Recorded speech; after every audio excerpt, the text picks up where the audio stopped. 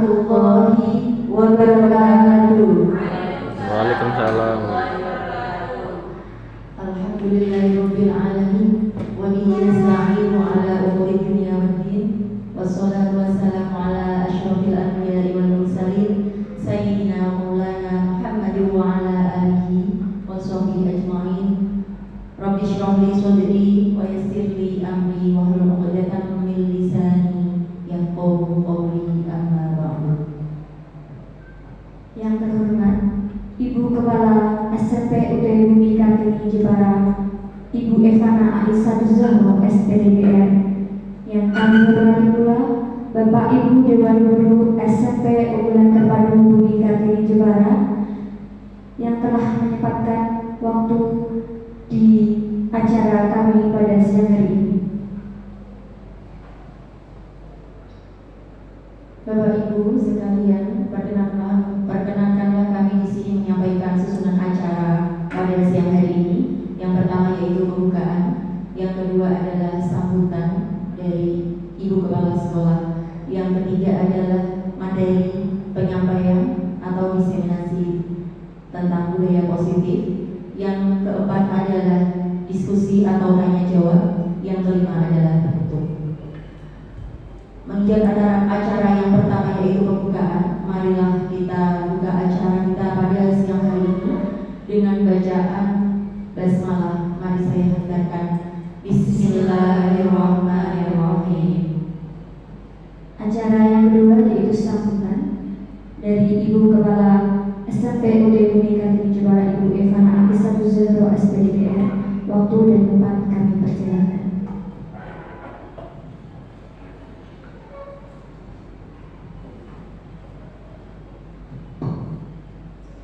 Assalamualaikum warahmatullahi wabarakatuh. Alhamdulillahirabbil alamin. Yang saya hormati Bapak Ibu guru beserta karyawan SMP UT Bumi Kartini Jepara. Pertama-tama mari kita panjatkan puji dan puji syukur kehadirat Allah Subhanahu wa taala karena limpahan rahmat taufik dan hidayahnya kita dapat berkumpul di acara diseminasi budaya positif oleh CDP angkatan ke-11 SMP UT Bumi Kartini Jepara dengan siang akhirat. Salawat salam tak lupa selalu kita haturkan kepada junjungan Nabi Agung Muhammad SAW yang selalu kita nantikan syafaatnya kelak hari kiamat. Bapak Ibu, kegiatan pada siang hari ini sangat bermanfaat sekali untuk diperhatikan dan nantinya dapat dipraktikkan. Nah, budaya positif ini sudah seyogianya kita terapkan di SMP UT Bumi Kartini Jepara. Banyak sekali ilmu-ilmu yang harus diupdate oleh Bapak Ibu guru yang nantinya dapat menunjang peningkatan kualitas SMP UT Bumi Kartini Jepara. Dan ini ada JBP Budaya dan Budaya nanti sangat menyebarkan atau mendiseminasikan apa saja budaya positif yang nantinya dapat dipraktikkan khususnya di SMP UT dan nantinya dipraktikkan di kelas pada khususnya, sehingga nanti anak-anak dapat memaksimalkan bakat minat serta masing-masing ini kekhasannya, keunikannya masing-masing, karena pada dasarnya setiap anak itu sudah ada kodratnya masing-masing. Kita tinggal menyempurnakan, mau membantu, memfasilitasi untuk meningkatkan dan memaksimalkan potensi yang ada di dalam dirinya. Seperti itu Bapak Ibu. Jadi monggo sambil didengarkan dan nanti ketika ada pertanyaan silahkan langsung ditanyakan mohon kepada Bapak Ibu JDP agar nanti materi yang disampaikan bisa langsung dipraktikkan di kelas pada khususnya seperti itu. Semoga kegiatan pada siang hari ini berjalan lancar dan saya akhiri. Wassalamualaikum warahmatullahi wabarakatuh.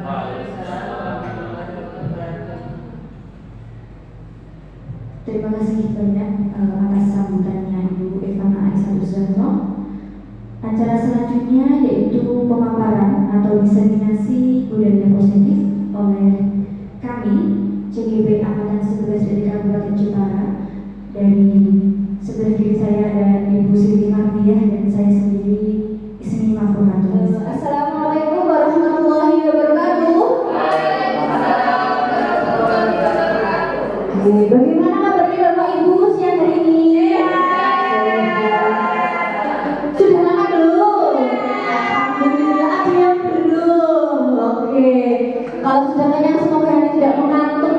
perjalanan ya Bapak Ibu.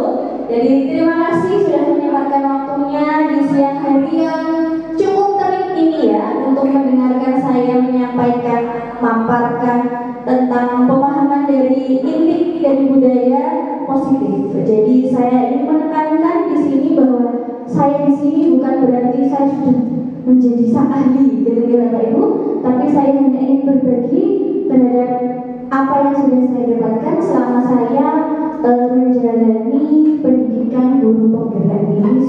Alhamdulillah sudah berjalan hampir 2 bulan. Mohon doanya semoga kuat hingga nanti di Desember gitu. Amin. Terima kasih juga support Bapak Ibu selama ini sudah sangat support sekali terhadap saya dan juga Bu Dian dan juga Bu Heni. Oke, langsung saja ya Bapak Ibu. Nah, jadi siapa itu Bapak Ibu? Kenal nggak ini? Harus kenal dong ya. Oke, Ki Hajar Dewantara atau biasanya itu disingkat jadi KHD gitu gampangnya ya. Kalau ini dengan Ki Hajar Dewantara biasanya agak panjang. Nah, itu tujuan pendidikan dari Ki Hajar Dewantara itu adalah menuntun segala kodrat yang ada pada anak agar mereka dapat mencapai keselamatan dan kebahagiaan setinggi-tingginya, baik sebagai manusia maupun sebagai anggota masyarakat. Nah, jadi biasanya Bapak Ibu itu kalau sama anak-anak menuntut atau menuntun? Menuntut. Aduh, menuntut atau menuntun? Ayo, ini beda dikit-dikit tapi maknanya sudah berbeda ya Bapak Ibu. Harapannya Bapak Ibu mungkin setelah menerima pemaparan ini bisa menuntun para murid kita supaya mereka itu nanti berhasil berhasil mengembangkan apa yang sudah ada, kodrat alam dan kodrat zaman yang mereka miliki.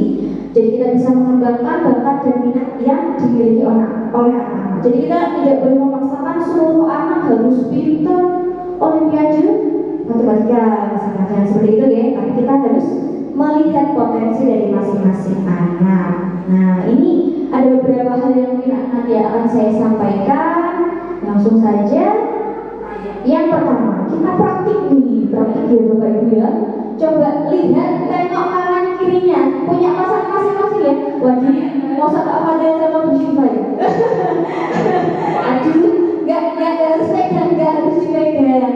Jadi yang satu tangan mengepal, satu faktor mengepalkan tangan, yang satu boleh marahin, boleh menggeliti badan, boleh dikasih rayuan gombal, boleh dikasih apa-apa. Tidak harus kontak fisik, tidak apa-apa ya. Salah satu saja dirayu supaya tangannya mau dibuka. Tak kasih jajan dulu. Ayo buka tangannya. Silakan dipraktikkan. Coba Bunda ini sama siapa praktiknya? Coba sama Bunda Dia. Oke, Bunda ini kan biasanya menggoda Bu Dia ya. Jangan Bunda yang tidak ya Bunda. Silakan digoda Pak Fadel. Oke, ayo goda-goda. Kira-kira ada yang langsung kebuka ini ya. Mendapatkan apa itu Pak Fadel kalau langsung dibuka?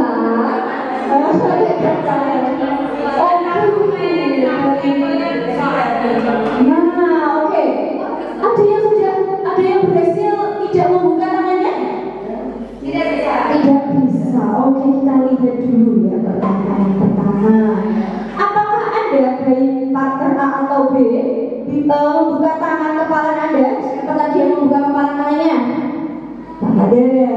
Pak Fadel tadi digoda Bu Syifa langsung tangannya langsung Kira-kira kenapa Pak Fadel kalau boleh tahu kok tadi tangannya tuh langsung begini tuh mendapatkan ancamannya Bu Syifa berarti itu ya sangat menakutkan gitu.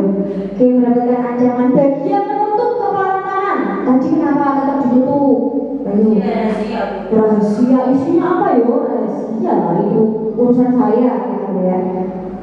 Nah, kemudian kesimpulannya nih Bapak Ibu, siapa sih yang memegang dari bukaan tangan jenengan semua itu tadi? Apakah yang menggoda, yang memarahi atau partnernya, ataukah yang mempunyai kontrol itu yang mengepalkan tangan? Menurut Bapak Ibu? Yang mengepalkan tangan. Oke, jadi semua kontrol yang ada di diri kita sendiri itu sebenarnya adalah kontrol dari diri sendiri. Pernah nggak bapak ibu itu mengancam murid? Jujur aja, pernah nggak mengancam muridnya? Pernah ya. Ibu kita suaranya paling semangat ini. Pernah ya bu ya? Gimana misalnya? Sering ini Bu BK ya. Kak Remon. Iya. Kak Remon, kalau kamu tidak nanti nggak jadi gitu ya. Kalau kamu dalam apa namanya tertib, atributnya enggak usah ikut lomba bersih Anaknya malah langsung manut, berarti ancamannya bulannya juga maju. Bu ini juga biasanya sering ya bu? Iya. Anak-anak masih gitu ya, karena masih bisa agak di Iya, Mas. itu ya, masih bisa dikendalikan. Oke. Nah itu sebenarnya bapak ibu, kalau boleh tahu ya, walaupun kita kelihatannya anak-anak itu bisa dikontrol oleh kita, tapi sebenarnya anak itu sebenarnya juga memiliki kontrol terhadap diri mereka masing-masing. Dan nanti kita akan belajar posisi kita, posisi kontrol seperti apa nanti di belakang ya. Kita lanjut dulu. Yang selanjutnya adalah budaya positif. Nah sebelum lanjut, ada yang sudah pernah mendengar istilah budaya positif Bapak Ibu? Belum pernah. Belum. Oke. Yang namanya positif itu berarti hal yang apa ya Bapak Ibu? Baik. Kalau budaya itu apa budaya? Lurus ini budaya. Tradisi atau kebiasaan. Berarti kalau kita sambungkan di keduanya, berarti apa? Kebiasaan. Oke, kurang lebih dari kebiasaan baik, tradisi yang baik. Betul sekali ya Bapak Ibu. Nah kira-kira ininya kesimpulannya tentang budaya positif. Nilai dan kebiasaan di sekolah yang berpihak pada murid. Kita di sekolah itu kan pusatnya adalah murid ya Bapak Ibu. Kita istilahnya memberikan layanan, menghamba kepada murid, bukan berarti menghamba gitu bukan ya, tapi pusat perhatian kita seutuhnya itu kepada murid. Kadang kita di rumah punya masalah, cucian belum kering, nggak masak, tapi kalau di sekolah fokus kita harus kembali kepada murid, karena tadi tujuan kita adalah menuntun murid supaya bahagia dan selamat gitu ya. Berpihak pada murid agar berkembang menjadi pribadi yang kritis, bernorma dan berkarakter. Profil pelajar Pancasila. Sering sekali ya Bapak Ibu mendengar tentang profil pelajar Pancasila. Apalagi sekarang kurikulumnya sudah semuanya adalah kurikulum merdeka. Lanjut. Nah, ini ada pembelajaran paradigma baru. Nah, gambar yang gini-gini itu gambar apa ya Bapak Ibu? Kalau kita tahu mungkin sudah apa? Oke, dimensinya ya. Dimensinya kira-kira dari dimensi-dimensi itu apakah murid dari Bapak Ibu sudah muncul karakternya? Yang paling menonjol dari murid-murid kita itu apa? Kreatif gitu. Apalagi kalau pakai teknologi ya, lebih canggih daripada gurunya. Kadang saya aja malah bikin TikTok, bikin apa itu belum ahli. Tapi sayangnya Bapak Ibu sudah ahli sekarang. Karena yang namanya belajar itu tidak harus dari guru ya Bapak Ibu, kita juga bisa belajar dari murid. Jangan pernah malu untuk tanya sama murid ya. Untuk kita guru terus kita nggak tanya sama murid, tidak. Tapi kita harus saling belajar. Nah, apa sih pembelajaran paradigma baru itu? Jadi pembelajaran paradigma baru itu memastikan bahwa praktik pembelajaran itu berpusat pada murid, sehingga pembelajaran paradigma baru merupakan pembelajaran yang dirancang dengan prinsip pembelajaran berdiferensiasi. Nah, ini pembelajaran diferensiasi. Ini kebetulan saya dan dia sedang berada di tahap ini ya, belajar pembelajaran diferensiasi. Sehingga bisa tadi belajar sesuai dengan tahapan perkembangan untuk memberikan profil pelajar Pancasila. Nah, ini ada beberapa hal tadi ya, berpusat pada murid. Kemudian menghargai perbedaan dan karakteristik. Ada yang sukanya belajarnya dengan cara apa Bapak Ibu biasanya anak-anak? Mendengarkan musik. Seringnya itu ya, Bun boleh sambil dengerin musik kayak gitu. Bun boleh dibawa kayak gitu ya. Saya sih sering melihat memang kita menerapkan kebebasan itu ya. Yang penting tujuan pembelajaran pada hari itu tercapai, ilmunya tetap masuk ke anak-anak. Nah, pembelajaran yang menyenangkan. Saya lihat juga Bapak Ibu guru sudah menerapkan ini ya, pembelajarannya ada game, ada yang pakai tulis dan lain sebagainya. Menuntun siswa mengembangkan bakat minat. Nah, ini salah satu yang dilakukan oleh sekolah kita dan minat dari siswa. Rata nih Bapak Ibu, alhamdulillah ada yang di olahraga, di seni, apalagi ya di pendidikan akademik. Nah, jadi alhamdulillah semoga nanti seterusnya seperti itu. Kemudian menyadari bahwa guru bukan satu-satunya sumber belajar. Pernahkah Bapak Ibu mengajak murid-muridnya untuk keluar dari kelas? Pernah ya? Di mana biasanya kalau di sekitar sini? Di paving, men. Paving ya Bun, aduh ya. Semilir di paving atau mungkin di gazebo. Nah di situ kita menjadikan sumber belajar itu tidak hanya dari guru, tapi lingkungan sekitar juga termasuk sumber belajar. Nah jadi inilah yang disebut sebagai disiplin positif, berasal dari kata disiplina, yang berarti mengacu pada disiplin yang memiliki tanggung jawab terhadap apa yang dilakukannya berdasarkan nilai-nilai yang diakini. Jadi mereka itu harus meyakini nilai-nilai yang mereka percaya, jangan karena mendapatkan hukuman atau mendapatkan penghargaan baru mereka melakukan suatu tindakan atau kegiatan. Seperti yang di poin ke-3 itu adalah disiplin positif, salah satu penerapan disiplin yang bertujuan menumbuhkan kesadaran serta memberdayakan peserta didik tanpa imbalan, penghargaan dan ancaman atau hukuman. Tapi pernahkah Bapak Ibu memberikan penghargaan untuk iming-iming terhadap murid-muridnya itu? Pernah, kata begini ya, pernah ya. Kalau dulu waktu Bapak Ibu guru jadi murid deh, seneng nggak sih Bapak Ibu kalau diiming-iming gurunya? Siapa yang nanti bisa selesai ini dapat poin tambahan 10 di nilai ulangannya, kayak gitu deh, zaman dulu kayak gitu ya. Sering ya. Seneng nggak kalau kayak gitu Bapak Ibu? Itu menumbuhkan motivasi Bapak Ibu atau tidak? Tidak ya. Itu malah seperti Pengen dapat sesuatu. kayak pengennya ya belajarnya tuh apa yang dapat itu. Nanti kalau sudah terpenuhi kira-kira ya udah orang aku udah dapat segitu mau apa lagi ya kan? Berarti itu penghargaan itu berarti bisa apa Bapak Ibu seperti itu? Mematikan kreativitas. Ternyata penghargaan itu bisa mematikan kreativitas loh kalau tidak muncul dari dirinya sendiri. Nah, jadi kita perlu hati-hati dalam penggunaan penghargaan. Sesekali mungkin boleh lah ya untuk sebagai bentuk apresiasi terhadap proses yang telah dijalani oleh murid. Tapi harapannya setiap tindakan yang dilakukan oleh murid itu berdasarkan nilai-nilai yang mereka percayai. Gitu. Nah, ini adalah teori motivasi. Nah, dari ketiga teori ada yang menghindari ketidaknyamanan atau hukuman, kemudian mendapatkan imbalan atau penghargaan, serta menghargai diri sendiri dengan nilai-nilai yang mereka percaya. Saya mau tanya dulu sama Bapak Ibu. Kalau Bapak Ibu guru nih, pagi-pagi berangkat pagi, finger, gudu-gudu, biar gak telat, itu tujuannya apa Bapak Ibu? Tidak dipotong transport. Tidak dipotong transport, tidak dipotong gaji, gitu ibaratnya gitu.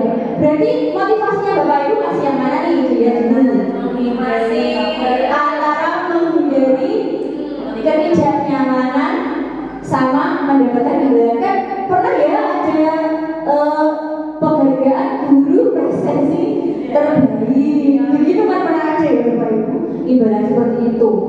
Bapak yang tidak pernah absen mendapatkan penghargaan guru berprestasi terbaik kayak gitu deh. Nah itu berarti motivasi selama ini sudah saja ya kita belum secara intrinsik. Ya mungkin nanti suatu saat karena terbiasa motivasi Bapak Ibu bisa berubah nih jadi menghargai diri sendiri dengan nilai-nilai yang kita percayai gitu. Harapannya guru kita juga sama, menyelesaikan tugasnya itu bukan hanya karena adanya hukuman atau imbalan dari Bapak Ibu. Jadi semoga harapannya ke depan kita tidak lagi mengancam dan mengiming-imingi sesuatu kepada murid. Nah, sekarang mari kita bedakan apa sih itu antara hukuman, konsekuensi, dan restitusi. Kalau dari hukuman, Bapak Ibu sering menghukum dulu kita bicaranya yang dulu, atau dulu pernah dihukum sama bapak ibu gurunya? Pernah. Apakah terngiang-ngiang hingga ini? Iya, masih ingat Bu. Kok pernah diapain Bu dia? Pas mengerjakan PR, diikuti jadi dicabut gitu Bu. ditarik. Ya Allah, oke, itu aja dia loh ya. Iya, rajin begitu kayak maksudnya ya. Dicabut sama gurunya. Berarti masih terngiang-ngiang hingga ini. Kalau dapat imbalan, karena dapat imbalan dari bapak ibu guru, pernah nggak? Yang mungkin pernah. Semuanya terngiang-ngiang di benak bapak ibu guru hingga sekarang ya. Nah, itulah yang dirasakan oleh murid-murid kita. Kalau yang pernah dihukum, pernah diberi imbalan, pasti terngiang-ngiang karena mereka melakukan itu bukan dari diri mereka sendiri. Nah, kan apalagi yang namanya hukuman ya Bapak Ibu pasti terngiang-ngiang terus gak selesai-selesai. Nah, semoga nanti Bapak Ibu tidak lagi menerapkan yang zaman-zaman dulu itu ya, yang menghukum dan lain sebagainya. Semoga kita tidak menjadi generasi guru yang menghukum gitu. Nah, menghukum itu seperti apa Bapak Ibu? Sesuatu yang menyakitkan. Tadi sakit ya Bu, diginiin itu ya, sakit banget. Saya juga pernah lihat. Sering nggak dulu zaman dulu biasanya dilempar gitu ya, kalau ngomong terus gurunya lempar pakai penghapus gitu. Walaupun misalnya saya lempar Bu Syifa, yang lain takut gak? Takut. Terus kalau gurunya ngajar lagi kira-kira langsung ada gimana? Diam ya Bu. Nah, berarti kira-kira pelajarannya malah masuk apa malah ya Allah, semoga aku tidak dilempar, semoga tidak terjadi lagi gitu kayak barangnya. Disuruh apa Bu sama guru-gurunya? Macet Bu, nggak bisa jawab, dicari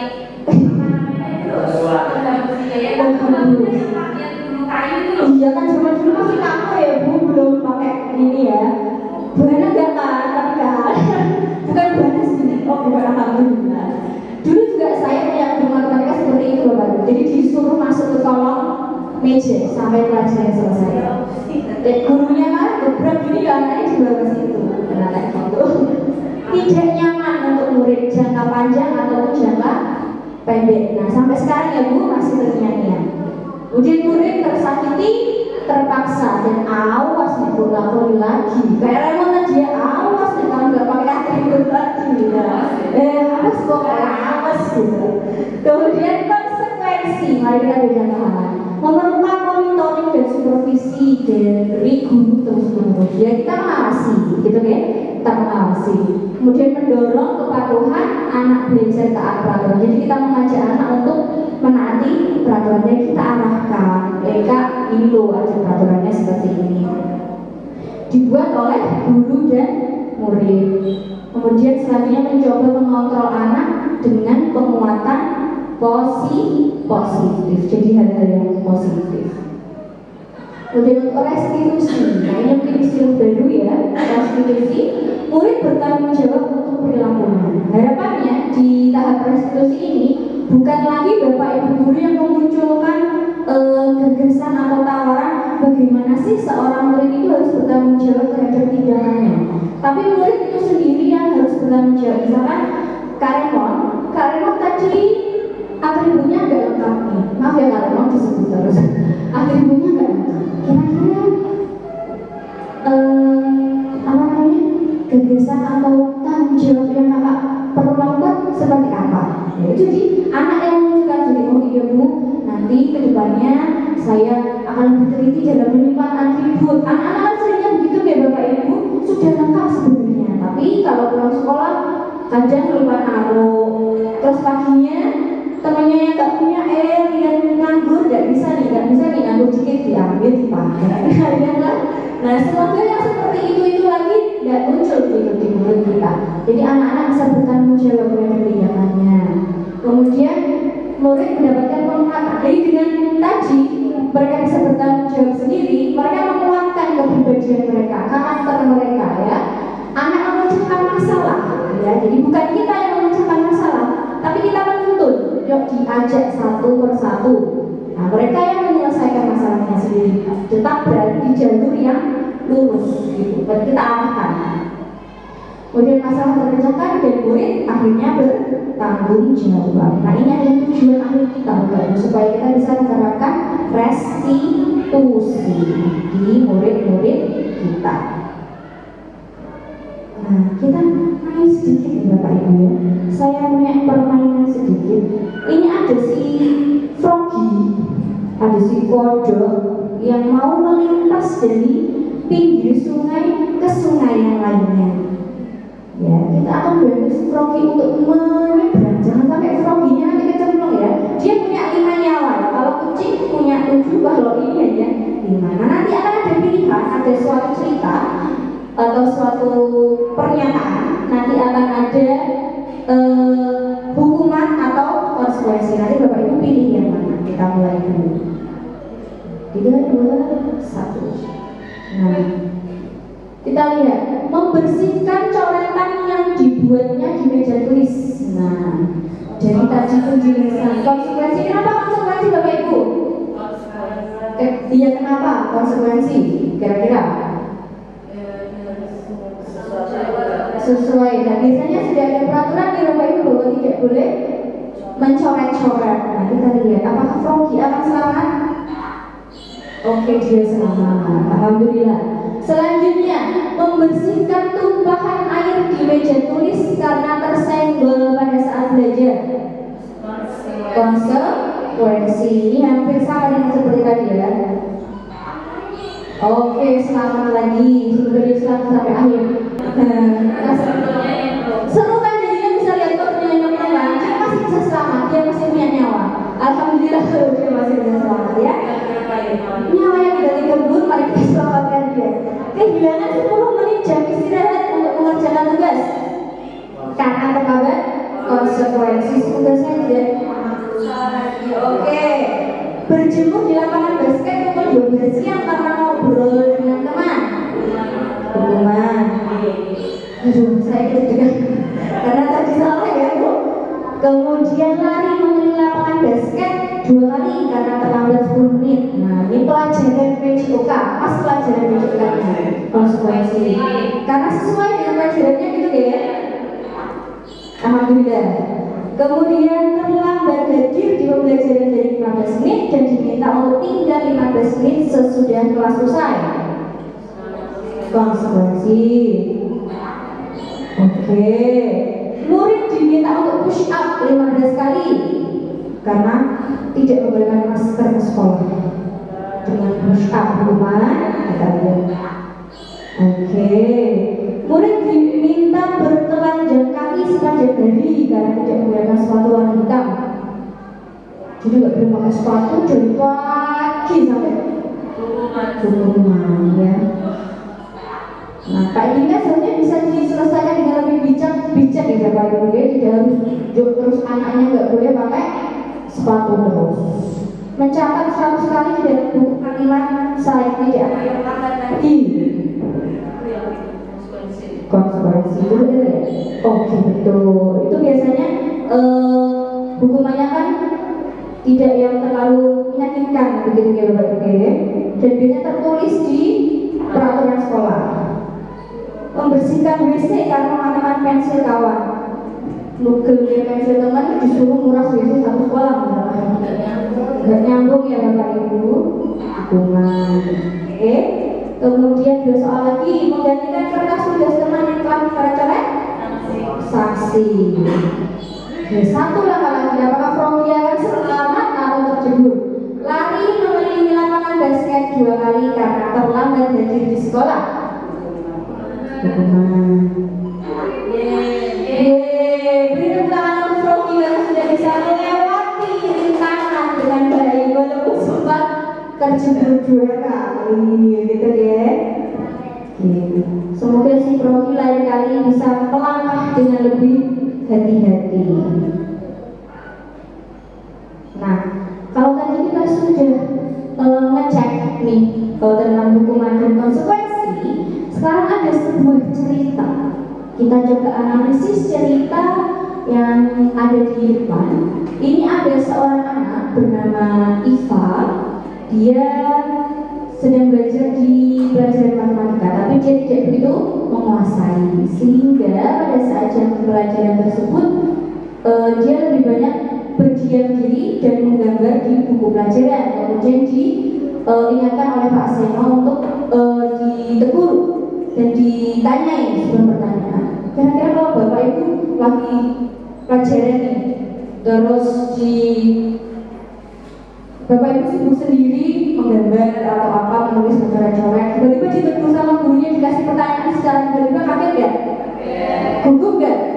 Gugup ya. Nah Iva juga sama, dia gugup. Terus dia disuruh maju, suruh dia pertanyaan, gak bisa, gugup semuanya, jatuh kayak bingung semuanya. Akhirnya teman-teman di kelas menertawakan, disuruh maju, bapaknya marah-marah nunjuk-nunjuk hidungnya, gitu ya. Terus setelah sampai depan ya akhirnya kelasnya jadi tidak terkendali, makin gaduh, anak-anak tertawa. Iva di depan kelas juga berdiri sambil memegang di ujung hidungnya. Nah kita lihat apakah Bapak Ibu semua setuju dengan tindakan Pak Seno dan Iva? Tidak ya. Menurut Anda tindakan Pak Seno itu ada hukuman atau konsekuensi? Hukuman. Kenapa Bapak Ibu? Mempermalukan, betul. Kira-kira kalau habis mempermalukan membuat trauma, Bapak Ibu, membuat trauma berkepanjangan. Selain itu, di situ juga tidak disebutkan keyakinan kelas dari matematika, pembelajaran matematika, bahwa kalau yang tidak mampu harus berdiri di depan, kemudian apa-apa tidak ada nih Bapak Ibu ya, jadi tidak sesuai begitu. Terus apakah wajar jika membuat sebuah keyakinan yang akhirnya kok malah seperti menyakiti murid kan? Tidak begitu. Nah itulah kenapa kok alasan dari tindakan Pak Seno itu tidak dibenarkan gitu. Wah berarti Bapak Ibu sudah jago ya, tadi sudah bisa membantu Frogi, sekarang sudah bisa membantu Iva. Lanjut. Nah, mengapa sih anak-anak itu kok jungkuk? Biasanya mengapa Bapak Ibu kalau belum anak? Karena melakukan kesalahan. Terus mengapa mereka mendapatkan konsekuensi? Ya karena tadi ya, karena mereka tidak sesuai atau melakukan kesalahan. Pernahkah kita berpikir mengapa mereka melakukan tindakan yang salah? Kenapa kira-kira kok biasanya anak-anak di sekolah itu datang terlambat atau tertidur saat pembelajaran? Kira-kira kenapa Bapak Ibu? Jadi tidak langsung menghakimi murid. Jadi kita perlu mengetahui latar belakang kenapa kok murid-murid kita itu melakukan suatu hal. Kayak kita saja deh, kalau Bapak Ibu terlambat datang ke tempat kerja, biasanya pasti ada alasan ya, entah anaknya di rumah nangis, entah masakannya belum matang atau apa, pasti semuanya punya alasan tersendiri. Nah selanjutnya kita akan berbicara tentang keyakinan kelas. Apakah Bapak Ibu di sini selama ini menggunakan kata peraturan kelas atau keyakinan kelas? Zaman dulu lebih sering dengarnya apa? Peraturan. Biasanya kalau peraturan kelas, contohnya seperti apa Bapak Ibu? Tidak boleh tidur, tidak boleh terlambat, tidak boleh makan. Biasanya kalau anak-anak dikasih larangan tidak kayak gitu lebih apa sih Bapak Ibu? Lebih tertanam ya Bu ya. Kalau ibaratnya kalau anak zaman sekarang, semakin aku ditentang aku semakin tertantang. Ibaratnya seperti itu. Kalau dikasih yang kalimat-kalimat negatif itu kan tidak enak didengar ya. Sama anak kecil saja kita tuh kalau melarang dia lari, apa jangan lari, kayak gitu malah anaknya akan terus lari karena yang dia apa? Larinya, ya kan? Walaupun artinya jangan lari kan jalan pelan-pelan, tapi dia jadinya adalah kata lari. Anak kecil yang lari, oke aku akan berlari. Tapi kalau kita ganti dengan dek jalan pelan-pelan, nah berarti itu yang didengar dia, oh ibu nyuruh aku untuk jalan pelan-pelan. Nah seperti juga anak kita yang sudah besar-besar itu, kalau kita menuliskan perintahnya dalam bentuk negatif, tidak boleh tidur, Allah tidak boleh tidur, aku tidur aja. Kalau kita ganti, saya tidak boleh tidur, menjadi kalimat yang positif apa Bapak Ibu? Misalkan fokus gitu ya, fokus mendengarkan penjelasan guru. Oh berarti aku diminta buat fokus gitu kan? Didengarnya tuh enak gitu, kalimat-kalimat yang positif. Nah, coba saya mau tanya, kenapa sih kita memiliki peraturan untuk penggunaan helm saat mengendarai kendaraan roda 2 atau motor? Supaya apa Bapak Ibu? Kepala supaya apa tadi? Selamat. Pernahkah ada yang terjatuh dari motor dan tidak pakai helm? Semoga tidak ada ya Bapak Ibu. Semoga juga tidak pernah ada yang jatuh. Oke. Kira-kira kalau nggak pakai helm, apa yang akan terjadi dengan kepala kita? Pasti akan terjadi hal-hal yang tidak diinginkan. Kenapa kita harus menggunakan masker dan mencuci tangan setiap hari ketika COVID pada saat itu? Demi alasan apa? Terhindar virus, kesehatan. Nah, nilai-nilai keselamatan dan kesehatan itulah yang kita sebut sebagai suatu keyakinan atau hal yang kita yakini, hal yang ingin kita tuju. Ya, nilai-nilai kebajikan yang disepakati baik secara tersirat maupun tidak tersurat. Kadang tidak perlu ya disampaikan secara tersurat bahwa pakai helm supaya apa kan kayak gitu enggak ya. Tapi kita yakin oh itu memang nilai yang harus kita ambil atau kita percaya. Nah, itu yang disebut sebagai sebuah keyakinan. Selama ini ketika Bapak Ibu membuat keyakinan kelas bersama dengan murid, dahulu kala apakah Bapak Ibu itu dilibatkan oleh Bapak Ibu guru dari jaringan semua? Tidak. Satu pihak. Betul, satu pihak. Kalau sekarang ketika Bapak Ibu sudah menjadi guru, apalagi di era merdeka mengajar, kurikulum merdeka, apakah Bapak Ibu melibatkan murid-murid? Iya. Ditanyain dulu ya supaya siapa yang punya ide seperti itu. Nah, disinilah keyakinan kelas itu akan muncul. Jadi ada beberapa hal. Yaitu yang pertama, keyakinan kelas dibuat dalam bentuk positif seperti tadi yang sudah saya sampaikan. Semuanya harus dalam bentuk kalimat positif supaya terstimulus dengan baik. Keyakinan hendaknya tidak terlalu banyak. Jadi jangan yang terlalu dibuat 20 keyakinan kelas ya, nanti malah ada apa yang mana ada gitu ya. Keyakinan kelas harus sebaiknya diterapkan di lingkungan tersebut. Jadi yang dekat dengan lingkungan anak-anak. Kemudian anak-anak juga bersedia untuk meninjau dari waktu ke waktu. Kalau sudah terpenuhi, kira-kira apa nih yang perlu ditambah dan lain sebagainya. Nah ini tadi mempersilahkan warga sekolah atau murid di sekolah atau kelas untuk bercurah pendapat. Jadi semua punya kesepakatan ya, untuk mencurahkan pendapatnya. Pasti nanti akan muncul kalau ada 25 siswa, berarti akan muncul 25 kategori gitu ya, 25 peraturan lah yang mereka inginkan dalam keyakinan yang mereka. Pasti nanti akan muncul kalimat-kalimat negatif, kalimat positif dan lain sebagainya. Karena mereka belum tahu konsep membuat keyakinan kelas dengan benar. Nah setelah itu, ketika setelah mencatat, kemudian disusun dan ditinjau ulang. Nah disinilah peran Bapak Ibu guru memilah dan memilih dari keyakinan kelas yang dituliskan oleh murid Bapak Ibu guru tadi. Jadi Bapak Ibu guru bisa mengelompokkan yang hampir sama, dikelompokkan jadi satu semuanya. Misalkan ada yang bilang tidak boleh tidur fokus, nah itu kan berarti satu ya dikelompokkan. Tidak boleh makan, tidak boleh minum, tidak boleh ngambil jajan teman, nah itu satu dikelompokkan semua. Jadi tidak akan muncul 25 peraturan atau keyakinan, tapi akan mengerucut menjadi hal yang universal gitu. Dan setelah disepakati, ditandatangani dan diletakkan atau ditempel di dinding kelas. Sudah ditempel nih Bapak Ibu. Kalau buat keyakinan kelas ya, semoga nanti misal dulu dan nanti bisa diterapkan di kelas. Kalau yang guru apa terus gimana ya kan? Kalau ini jadi wali kelas ya enak ya Bapak Ibu, bisa langsung ditaruh di kelas. Keyakinan kelas kan boleh ketika pelajaran atau ketika bersama wali kelasnya masing-masing. Nah ini adalah contoh keyakinan kelas. Jadi, nah singkat, padat dan jelas ya Bapak Ibu, tidak yang bertele-tele. Kelas 1, setiap anggota kelas perlu belajar, perlu senang. Kalau kelas 1 kan pengennya happy-happy, belajar tepuk-tepuk, nyanyi-nyanyi gitu Yang besar aja seneng ya Bapak ini kalau diajak tepuk-tepuk ya.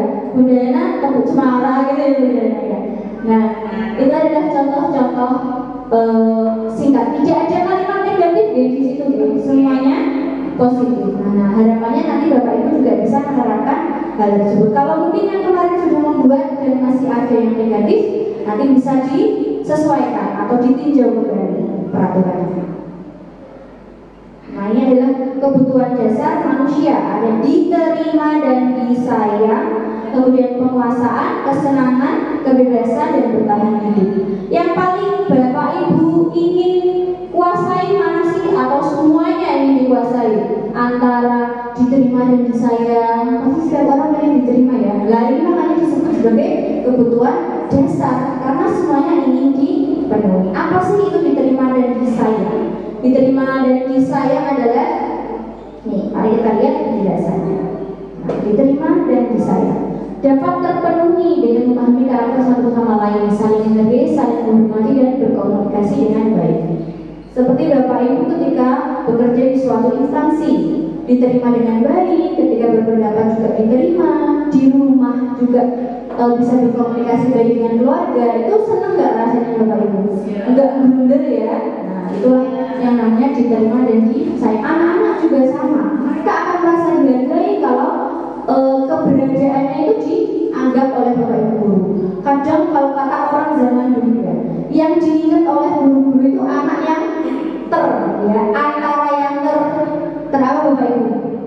Terpintar, ternakal gitu ya, tergeger atau terlain. Yang anak-anak yang sebenarnya standar tapi paham ya apa, kadang kan malah tidak diingat gitu ya. Yang oh ibu sih sekali melompat pagar kayak dengar-dengar yang seperti itu. Nah, semoga nanti Bapak Ibu bisa mengingat seluruh murid kita.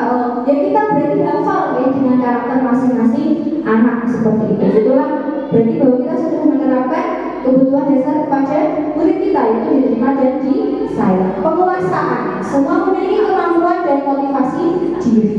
Kayak seperti Bapak Ibu dulu semuanya punya penguasaan diri. Bu ini bisa nembang, saya nggak mungkin bisa nembang kayak begini ya. Bu Vira bisa nyanyi dengan suara yang merdu, oke? Bu Zaza bisa mencari peta di Google, kayak gitu ya. Pak Fadel luar biasa jago dalam belajar. Ujian Masya Allah, bahasa Arab. Bu Rena bisa membuat tepuk-tepuk segala dan tentunya semuanya punya keistimewaan masing. Begitu juga dengan murid-murid kita, mereka punya keistimewaannya masing-masing. Jangan dianggap murid ini saya itu diam, nggak pernah ngomong ketika di kelas. Kalau sudah image-nya anak yang diam, nggak pernah berpendapat, nggak pernah ngomong, akan dimulai-mulai ya sama gurunya biasanya. Jarang ya. Biasanya kan, Pak ternyata loh anak itu tuh punya bakat ini. Iya loh Bu.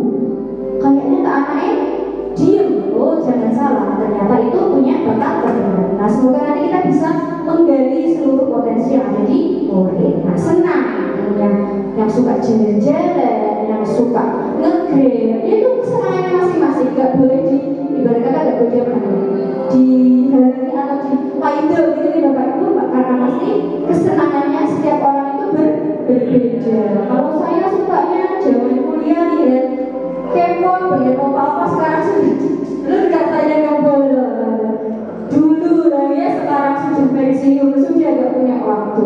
Nah, mungkin sekarang eranya saya sukanya lihat sinetron Indonesia, jangan dipaido kan gitu ya Bapak Ibu. Buana lihat arisannya berapa kan happy ya Bu, ketawa-tawa. Begitu juga dengan Bapak Ibu yang lain. Kalau senangnya habis nge-game tuh rasanya ya Allah luar biasa gitu ya. Sudah kenyang seneng lah gitu ya, nggak masalah. Nge-grab ya, kan memang senang ya, bebas, terpenuhi bebas dalam mencoba hal berkreasi. Bukan nanti bebas tuh suka-suka saya, nggak malu sama Bu Eva ya nggak apa-apa, bukan seperti itu gitu. Tapi kita bebas untuk berkreasi dan berinovasi.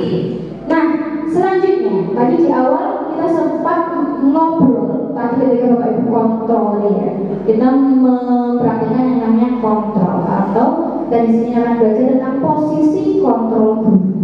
Nah di sini ada 5 posisi kontrol guru: posisi pembuku, pembuat rasa bersalah, posisi teman, posisi pemantau, dan posisi manajer. Akan kita lihat satu persatu. Nah, narasi dari posisi penghukum. Guru berbicara dengan nada menggerdik, menunjuk-nunjuk, berkaca pinggang, membentak, dan hukuman berupa fisik atau psikis. Pernah nggak Bapak Ibu pada posisi ini? Jujur, pernah ya? Oh, tidak. Oh, Insya Allah luar biasa. Oke, kita akan lihat nanti bukti kita ada di posisi mana gitu ya. Berarti penghukum alhamdulillah kita ada bukti yang tidak pernah gitu. Kalau Bapak Ibu yang lain apa pernah jadi penghukum? Ya mungkin nggak sampai yang menolong, tapi memang marah aja ya, apalagi namanya wali kelas itu ya. Setiap hari kok dapat laporan aja gitu. Namanya marah. Kalau setiap pagi mau namanya literasi jadinya apa Bapak Ibu? Main bahasa. Nah itu kita lebih mencerahkan. Nah dampaknya pada murid jadi dendam. Begitu ya. Kemudian tidak suka sama guru. Apakah ada yang seperti ini ke kita? Semoga tidak ada ya. Karena kita tujuannya untuk kebaikan. Kemudian tidak menyukai pelajaran. Nah semoga kita tidak ada berada di tahap atau posisi penghukum ini ya. Yang selanjutnya posisi membuat merasa bersalah. Nah ini guru berbicara dengan nada cenderung lembut, tenang, namun kata-katanya menyalahkan murid. Tenang tapi nyelekit, ibaratnya kata gitu ya. Akan mengatakan hal-hal yang menjadi kesalahan ada pada murid dengan membuat guru menderita. Kayak guru ini paling menderita. Bukan kakak gak kasihan sama Bu Budia. Nanti Bu Budia itu Bu Eva gimana? Ya Allah kak kayak gitu.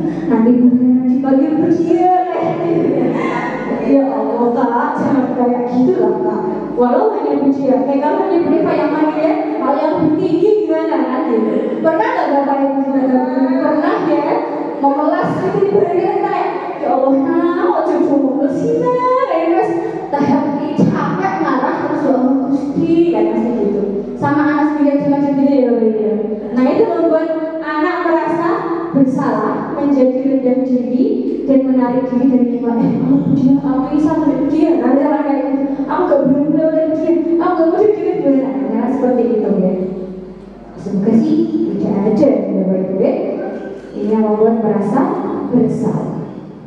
Kemudian selanjutnya, nah ini teman, guru berbicara dengan nada yang ramah, bersenda gurau dan menghangatkan suasana. Contohnya nih Bapak Ibu, Aji, ayolah, gimana sih kamu? Kemarin kan sudah janji dong ke Bapak. Kenapa kok terlambat lagi? Ini untuk keguyon-guyonan gitu ya lihatnya. Pernah nggak Bapak Ibu kayak gitu? Pernah ya? Kok kakak? Ini janji gimana gitu? Kok yang diulangi lagi ya gitu? Bisa apa ya? Bisa mau di sana ya gitu ya? Paling kelas yang sering dikunci lah. Siapa yang dikunci Bu? Ya wes duduk dulu sana.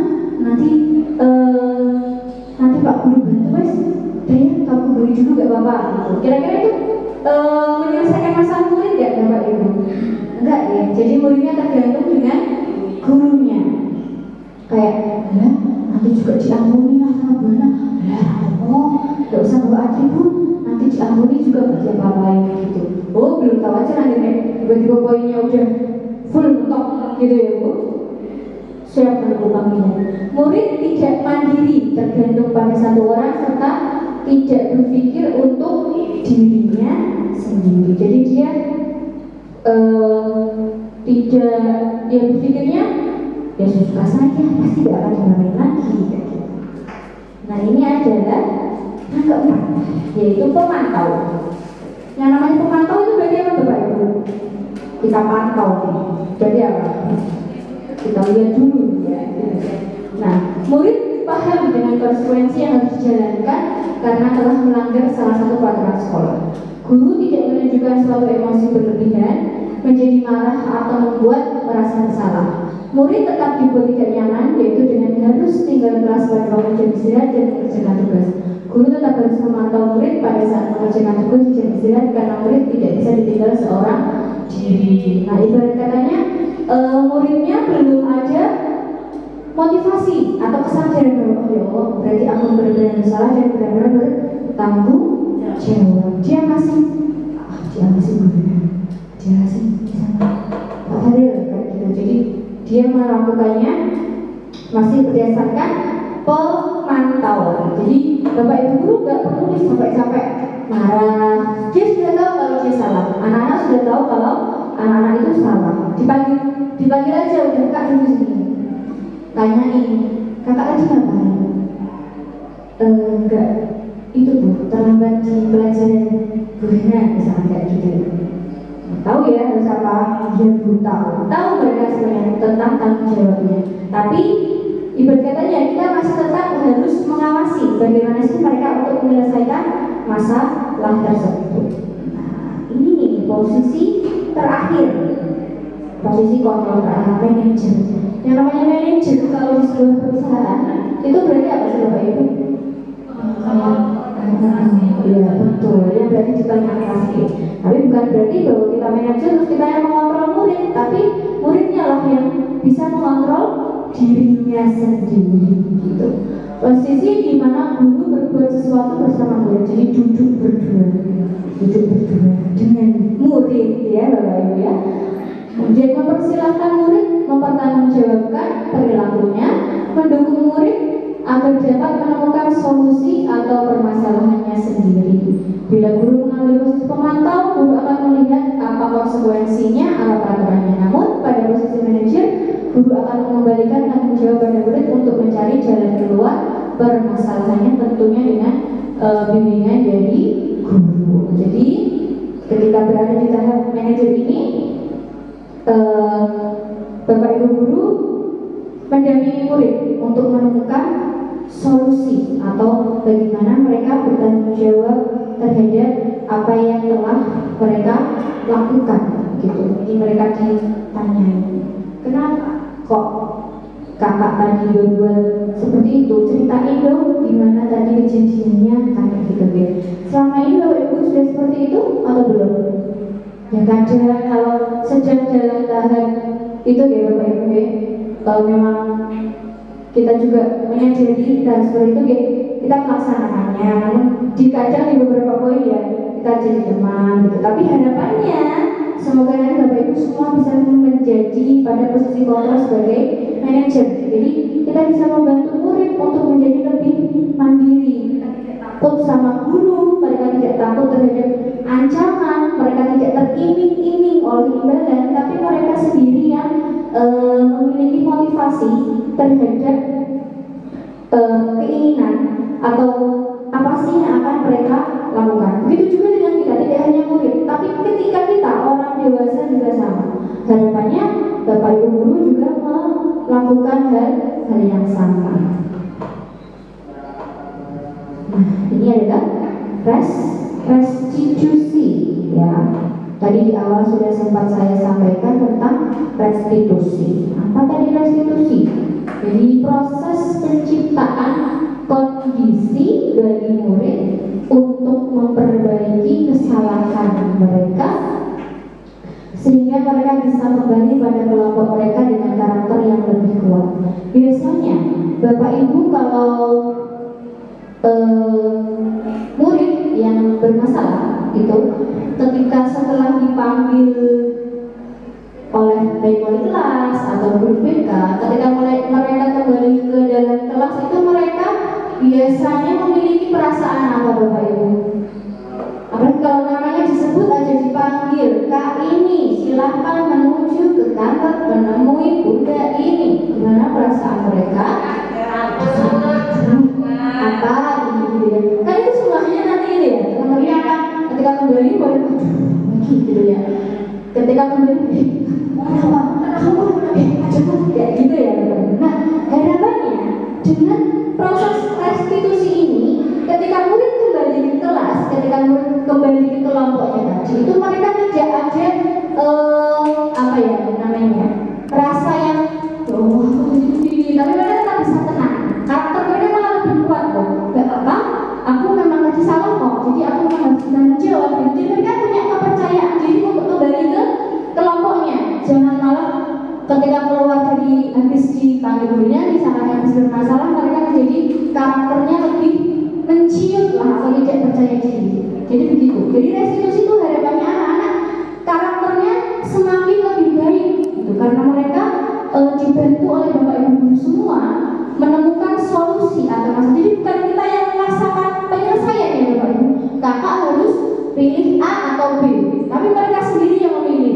Kakak silakan coba. Kira-kira kakak mau apa? Dengan tindakan kakak seperti ini, kakak itu pengennya bagaimana? Begitu. Nah itu adalah yang dinamakan restitusi. Nah ini melalui segitiga restitusi, guru dapat satu membantu murid menjadi lebih memiliki tujuan, disiplin positif serta memulihkan dirinya setelah berbuat kesalahan. Nah tadi ya hal-hal negatif yang awalnya seperti ion-ion negatif yang ada di tubuhnya, harapannya setelah bertemu dengan guru melakukan restitusi itu ionnya jadi ion-ion yang positif. Mereka kembali menjadi pribadi yang lebih baik, membantu murid untuk jujur pada diri sendiri dan mengevaluasi dampak dari kesalahan yang dilakukan. Mereka diajak untuk mengevaluasi tadi seperti apa kak kejadiannya, kenapa kok kakak melakukan hal itu, oh kakak marah sama kayak gitu, nah, coba kira-kira mau kayak gimana sih gitu ya. Kemudian memberikan penawaran bukan paksaan, jadi jangan dipaksa.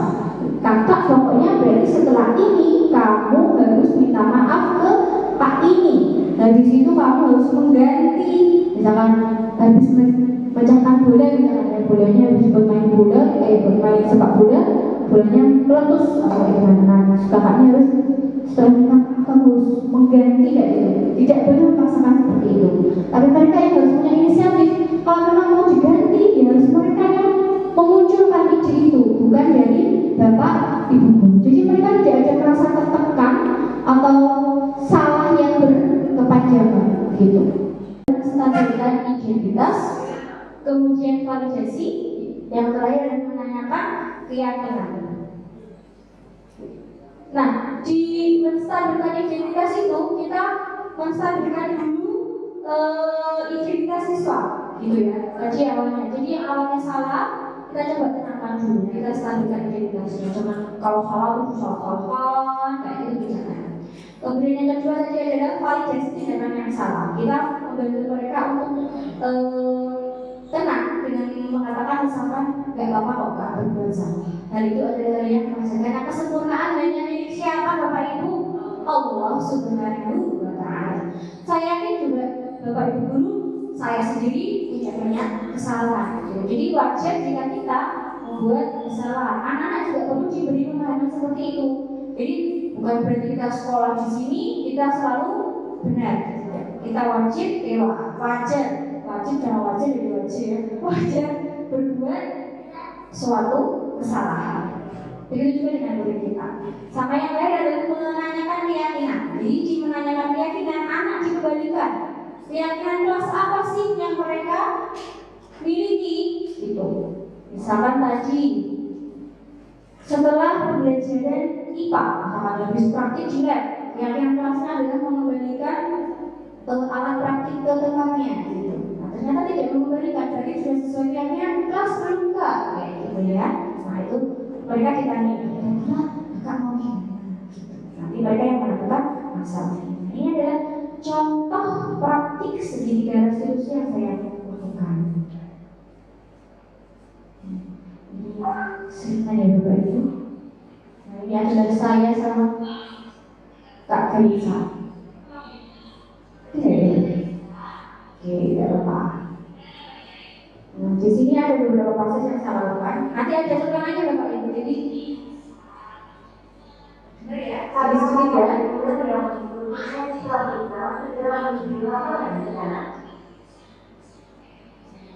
Nah, jadi ceritanya kita ceritain Bapak Ibu. Kalisa itu kan satu kelas sama Kaila. Jadi di suatu hari ketika jam istirahat, Kalisa itu habis dari kantin lari lari ke kelas, nabrak karena dia ingat dia belum mengumpulkan uang dari mana dia lari ke kelas kemudian menumpahkan air minumnya ke Kaila sampai akhirnya bukunya Kaila pun rusak, Kailanya nangis. Kaisa si ketua kelas laporlah sama saya yang sebenarnya adalah wali kelasnya. Nah, saya mau menyelesaikan masalah tersebut. Saya panggil Kaisa sebagai ibarat katanya tersangka ulang. Kita jangan jadi sebagai tersangka. Nah, di sini saya stabilkan dulu identitasnya Kak Kaisa dengan menanyakan alasannya. Nah, alasannya tadi kan Bapak Ibu dari. Jadi kan saya ceritakan ya, dia beli minum ke kantin, dia buru-buru lari ke kelas karena lupa belum mengerjakan tugas dari Pak Yuher gitu. Nah, dia menceritakan seperti itu. Kita stabilkan identitas. Oh, berarti alasannya kakak itu pengen menyelesaikan tugas ya Kak ya. Oke, baiklah, gak apa-apa. Jadi kita stabilkan identitas dulu. Kita tenangkan anaknya, jangan buat dia malu. Nah, buat suasananya nyaman. Jangan dibuat yang mendelik-delik gitu, jangan petentang-petentang gitu. Kira lainnya harus nyaman. Biar murid juga nyaman. Saya kali. Nah, ini kayak lagi nyantar tuh. Gitu. Aku nabrak kali lah. Saya pura-puranya tak tahu ceritanya apa ya. Oke deh. Nah, salah. Mohon maaf.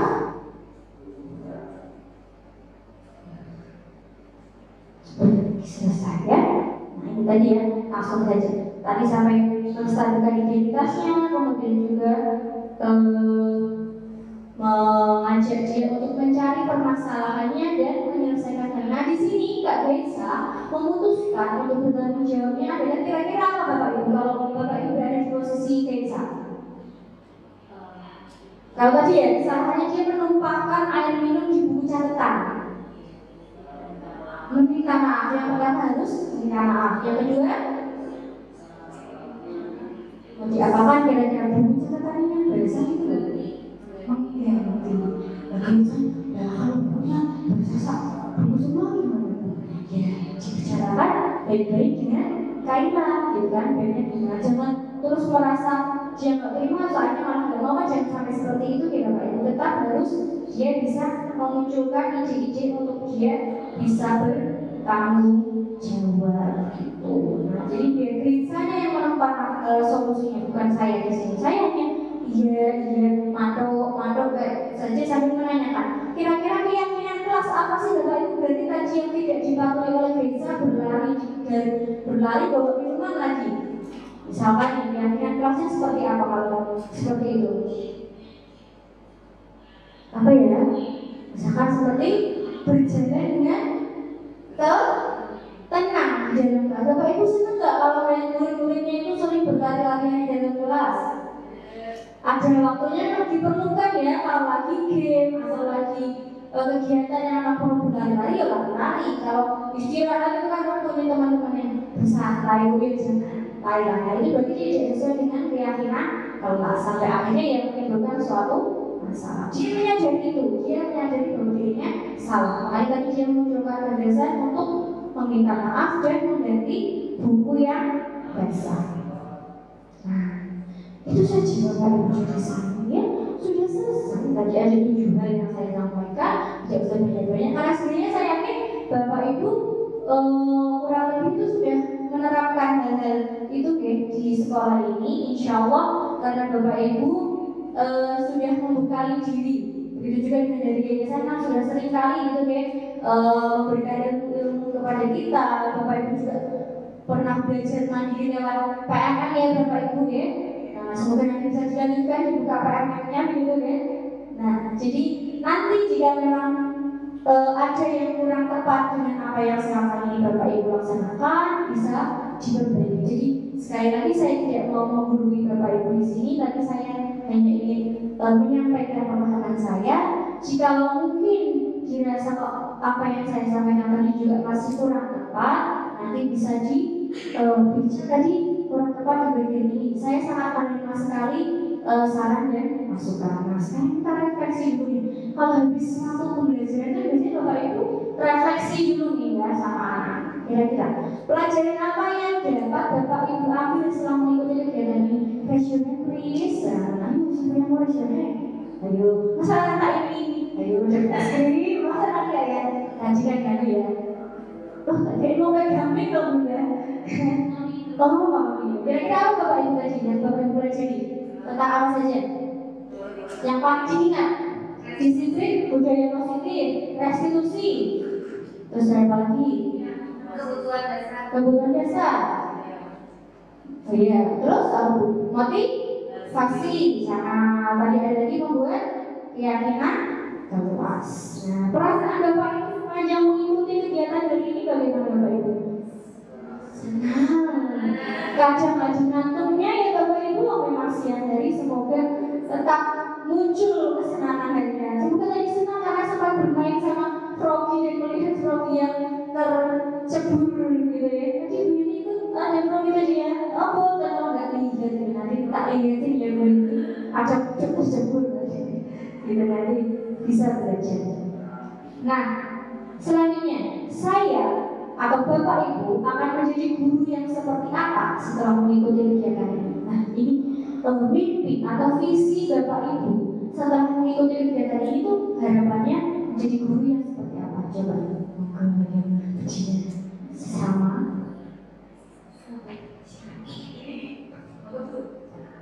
Terima kasih.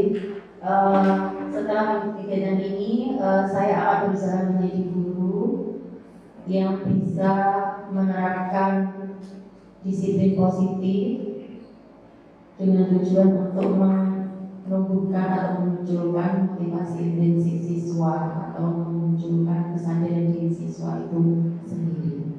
Terima kasih. Luar biasa untuk ujian. Terima kasih banyak ujian. Mungkin Bapak Ibu juga mimpinya sama nih. Harapannya nanti di depannya bisa menjadi posisi kontrol yang mana Bapak Ibu yang diinginkan tadi?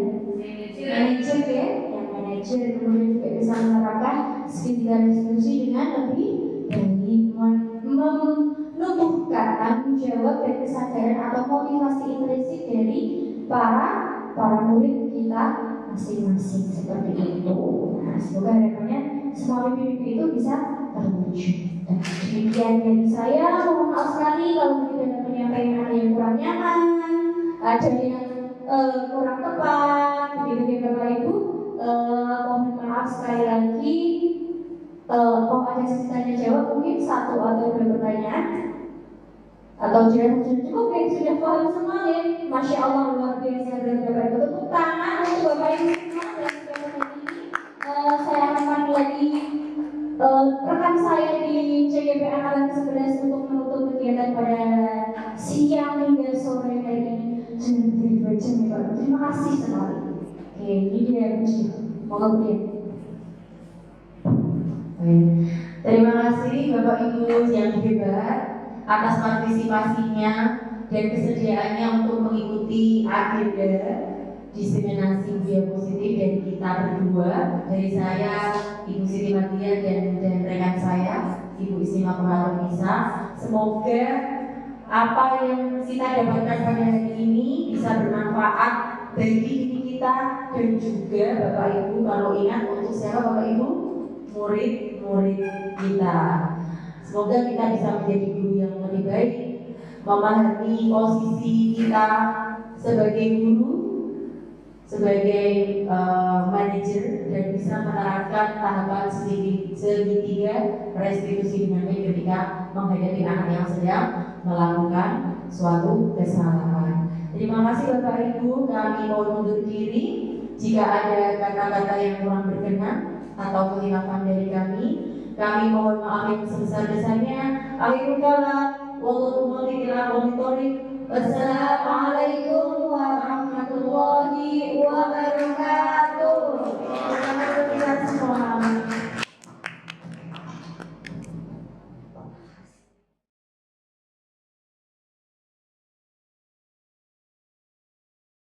Warahmatullahi wabarakatuh. Bagaimana kabar hari ini Kak? Alhamdulillah. Oke baik Kak. Jadi sebelum kita memulai pembelajaran di tahun ini, satu hal yang perlu kita buat adalah keyakinan kelas. Ya, apa itu keyakinan kelas? Jadi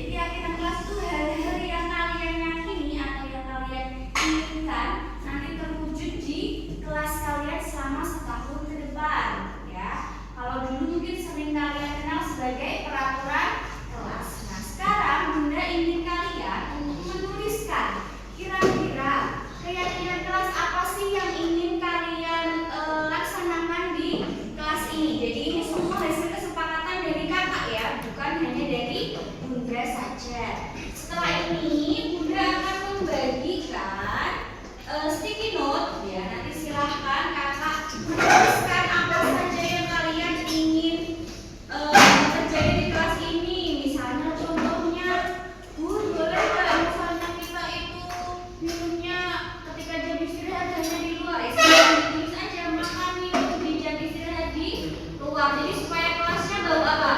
Tidak bau gitu ya kak ya, tidak sedap ya. Biasanya kan nggak enak buat bau kopi apa gitu ya. Nah nanti silakan ditulis sesuka hati kalian. Itu ya kak ya.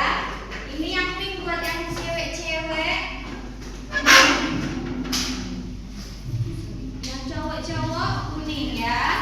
Oke, nanti setelah itu silakan yang sudah selesai boleh ditempel langsung ke papan tulis. Langsung ditempel, set gitu ya.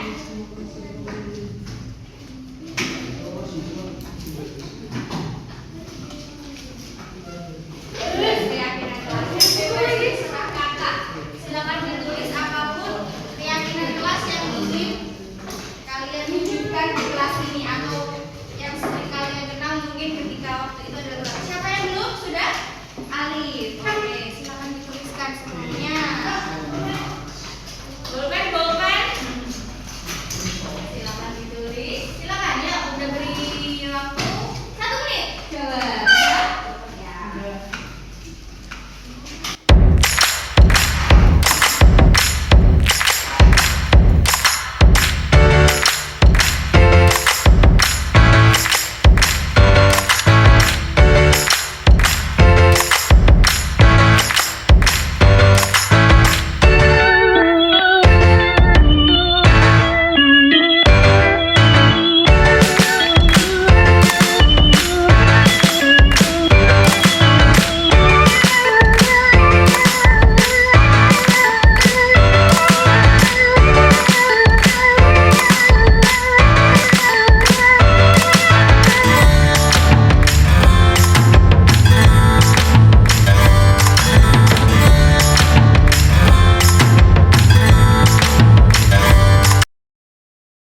Assalamualaikum warahmatullahi wabarakatuh. Nama saya Kenza dari kelas 8B dari SMP UT Bumi Kartini Jepara. Setelah melakukan kegiatan tersebut, saya merasa senang